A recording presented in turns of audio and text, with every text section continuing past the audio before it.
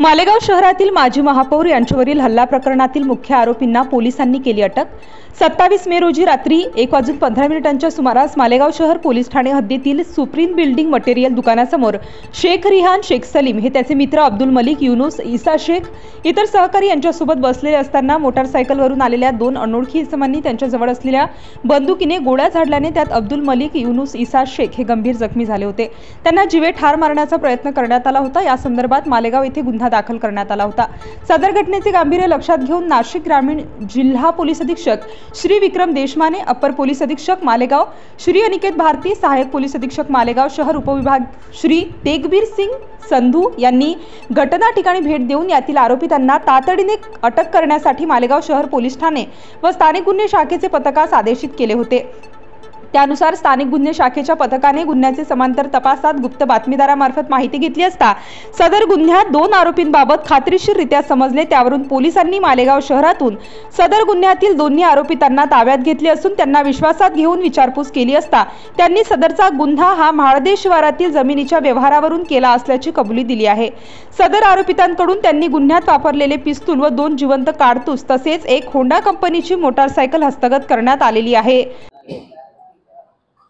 दिनांक 27/5/2024 रोजी रात्री 1:15 वाजेच्या सुमारास मालेगाव शहर पोलीस स्टेशन हद्दीतील सुप्रीम बिल्डिंग मटेरियलच्या दुकानासमोर जुना आग्रा रोड मालेगाव येथे फिर्यादी श्री शेख रिहान शेख सलीम हे त्यांचे मित्र अब्दुल मलिक युनुस ईसा शेख व इतर सहकारी यांच्यासोबत बसलेले असताना मोटरसायकलवरून आलेल्या दोन अनोळखी इसमांनी त्यांच्याजवळ असलेल्या पिस्तूल सदृश्य शस्त्राने गोळ्या झाडल्याने त्यात श्री अब्दुल मलिक हे गंभीर जखमी झाले असून त्यांना जीवे ठार मारण्याचा प्रयत्न केल्याबाबत मालेगाव शहर पोलीस स्टेशन येथे गुन्हा रजिस्टर नंबर 160/2024 कलम भादवी 307 आणि आर्मॅट या अनुषंगाने गुन्हा दाखल करण्यात आलेला आहे। त्या सदर गुन्ह्यातील आरोपी हे फरार झाले होते। सदर घटनेचे गांभीर्य ओळखून माननीय विशेष पोलीस महानिरीक्षक नाशिक परिक्षेत्र, मान्य पोलीस अधीक्षक नाशिक ग्रामीण आणि आम्ही स्वतः पोलीस स्टेशनचे अधिकारी यांनी सदर ठिकाणी भेट देऊन आवश्यक सूचना दिल्या होत्या। त्याच्या अनुषंगाने मालेगाव शहर पोलीस स्टेशनकडील स्टाफ आणि स्थानिक गुन्हे शाखा नाशिक ग्रामीण यांच्याकडील अधिकारी अंमलदाराच्या पथकांनी सदर प्रकरणामध्ये मिळालेल्या बातमीवरून दोन आरोपी निष्पन्न केलेले आहेत। त्यांना पोलिसांनी कालच ताब्यात घेतले आहे। त्यांच्याकडे केलेली विचारपूस आणि आतापर्यंत लक्षात आलेल्या घटनाक्रमावरून त्यांना या सदर गुन्ह्यामध्ये दोन्ही आरोपितांना अटक करण्यात आली आहे।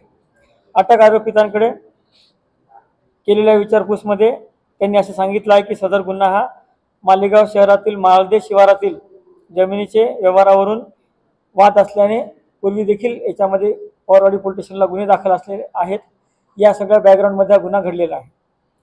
सदर आरोपितांकडून गुन्ह्यामध्ये वापरलेले शस्त्र, वापरलेल्या मोटरसायकल ही देखील पोलिसांनी कालच जप्त केलेली आहे।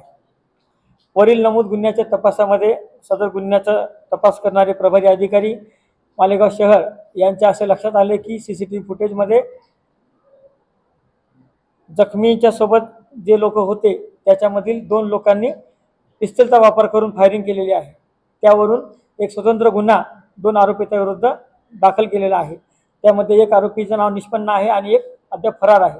आम्ही दोन्ही आरोपितांना लवकरच अटक करू। सदर गुन्ह्याच्या अनुषंगाने मालेगाव शहर पोलीस स्टेशन येथे सुद्धा आर्मॅट आणि इतर कलमांतर्गत गुन्हा दाखल झालेला आहे। सदर गुन्ह्याच्या दोन्ही गुन्ह्यांच्या अनुषंगाने एवढं सांगता येईल की मालेगाव शहरामध्ये या प्रकारच्या गुन्ह्यामध्ये आरोपी निष्पन्न करून अटक करण्यात आलेली आहेत आणि आगामी काळामध्ये या प्रकारचे गुन्हे घडणार नाहीत याकरिता प्रतिबंधक उपाययोजना म्हणून नाकाबंदी असेल, रात्रगस्त अधिक प्रभावीपणे करणं असेल किंवा मागील रेकॉर्डवरचे गुन्हेगारांची अधूनमधून तपासणी असेल, सोबतच कोम्बिंग ऑपरेशन आणि ज्या आरोपितांविरुद्ध पूर्वीच्या गुन्ह्यामध्ये जामीन मिळालेला आहे त्या जामीन आदेशातील काही अटीशर्ती असतील त्याचं उल्लंघन जर आरोपिताकडून झालं असेल तर पुन्हा त्या कोर्टांना, त्या मान्य न्यायालयांना विनंती करून त्यांची जामीन रद्द करून त्यांना पुन्हा अटक केली जाईल। तसेच मालेगाव शहरातील सर्व नागरिकांना असे आवाहन करण्यात येत आहे की मालेगाव शहरामध्ये गुन्हेगारीच्या अनुषंगाने पोलिसांनी यापूर्वी देखील आवश्यक उपाययोजना केल्या आहेत आणि अजून सुद्धा आम्हाला काही लोकांनी ज्या सूचना केल्या आहेत त्याचा सुद्धा आम्ही सकारात्मक बाब म्हणून त्याचा देखील आम्ही अवलंब करणार आहोत आणि आपल्याला सुरक्षित आणि भयमुक्त वातावरण देण्याकरता आम्ही कटिबद्ध आहोत.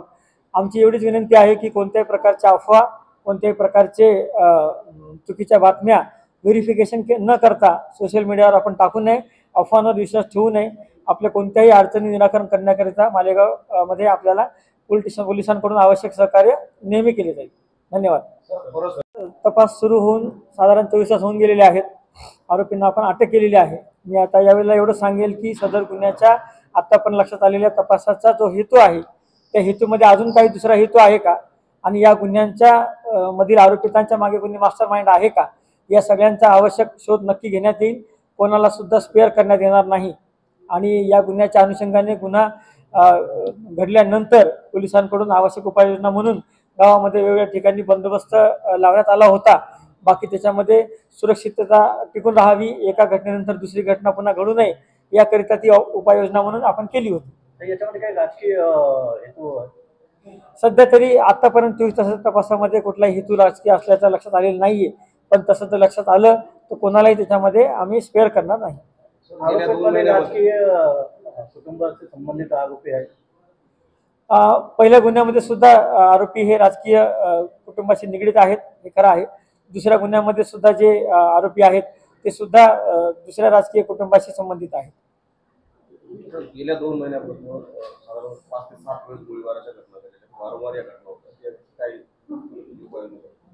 बरोबर आहे. या सर्व घटना पोलिसांनी तात्काळ उघडकीस देखील आणलेल्या आहेत. सर्व गुन्ह्यातील आरोपी देखील अटक आहेत आणि त्यातील सर्व आरोपी अद्याप सुद्धा जेलमध्येच आहेत.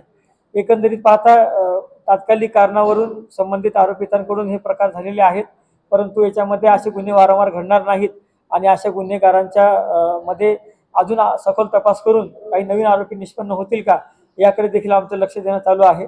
भविष्यामध्ये असे प्रकार घडणार येणार नाहीत याकरिता आम्ही आवश्यक प्रतिबंधक उपाययोजना करणार आहोत, ज्यामध्ये ठिकठिकाणी नाकाबंदी असेल, अचानक कोम्बिंग ऑपरेशनचं आयोजन करणं असेल, गुन्हेगारांच्या धडत्या घेणं असेल, गुन्हेगारांचे बसण्या उठण्याच्या ठिकाणी पेट्रोलिंगचे पथकं नेमून त्याच्यामध्ये त्यांचा शोध घेणे, त्यांच्यावर प्रतिबंध ठेवणे या आणि या प्रकारच्या इतर देखील उपाययोजना आम्ही करणार आहोत. धन्यवाद. स्टार न्यूजसाठी मोहसिन पठाण, नाशिक.